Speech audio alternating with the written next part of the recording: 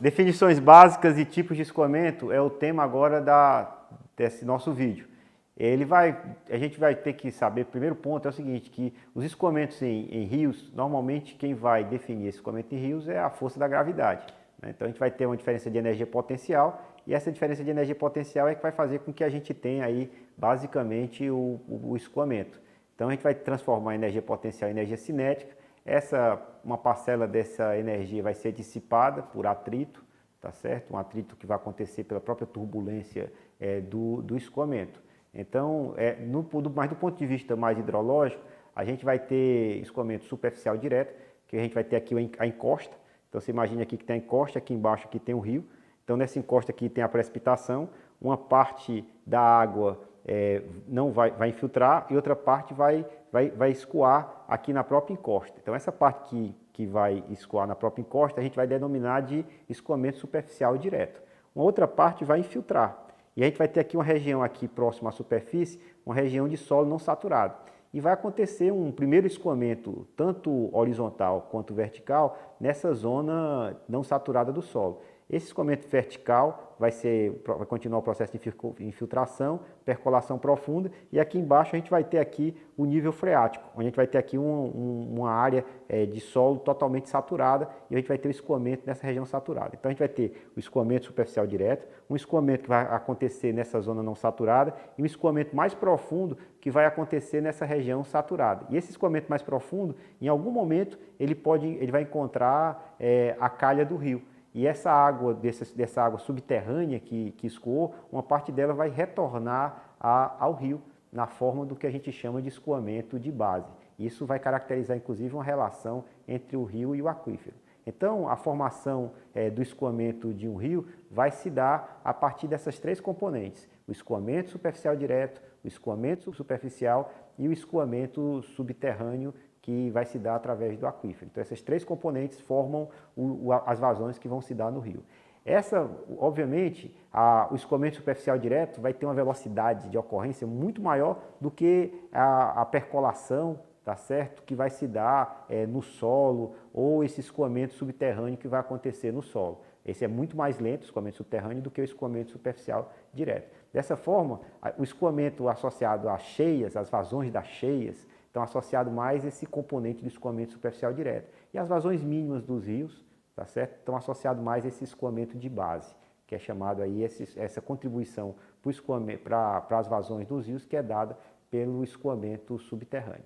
Tá claro isso? Então a gente vai ter um mais veloz e um mais lento, e com isso um vai contribuir mais para o pico de cheia e outro para as vazões mínimas. Como é que a gente estima esses escoamentos? Para modelar esses escoamentos, a gente vai ver na frente que a gente vai precisar utilizar equações de transporte de momento, transporte de massa, para poder exatamente fazer essa propagação dessa cheia no canal fluvial. Mas o que é importante agora vocês saberem é que a gente tem essas três componentes que vão formar o escoamento nos rios. Um outro ponto importante que cabe a gente sinalizar é que a formação desse escoamento pode se dar de diferentes formas, em função do tipo de solo e da geologia de um determinado lugar.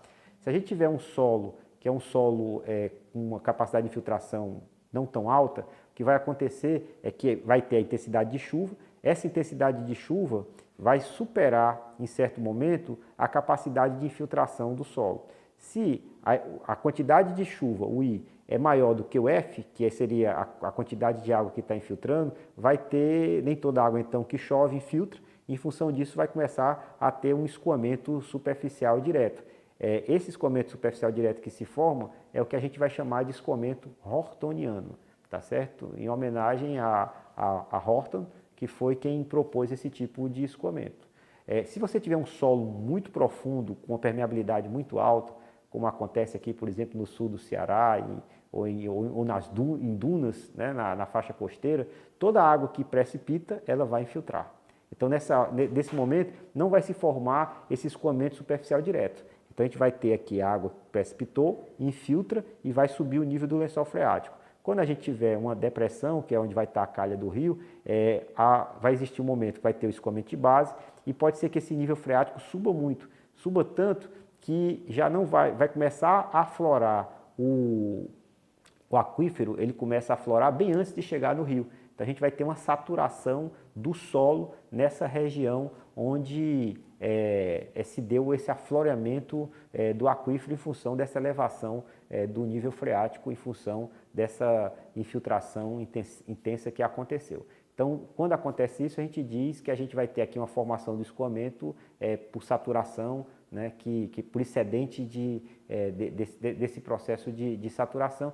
E esse processo normalmente tem alguns artigos aí na década de 60 que começaram a formular esse outro tipo de formação do escoamento. Tá, okay? Então a gente vai ter dois tipos de formação do escoamento.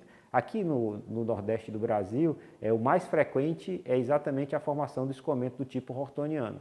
E é ele normalmente que a gente está mais preocupado para a formação desses grandes picos de cheia. É esse escoamento hortoniano que está associado ao conceito que nós vimos diversas vezes aqui na nossa disciplina, que é o conceito de quê? De precipitação efetiva. Precipitação efetiva, como sendo a parcela da precipitação que se torna escoamento superficial direto, está associado a essa produção de escoamento hortoniano. Tá certo? Que normalmente a gente usa esse tipo de escoamento que a gente modela para representar o cálculo das vazões máximas em diversas situações.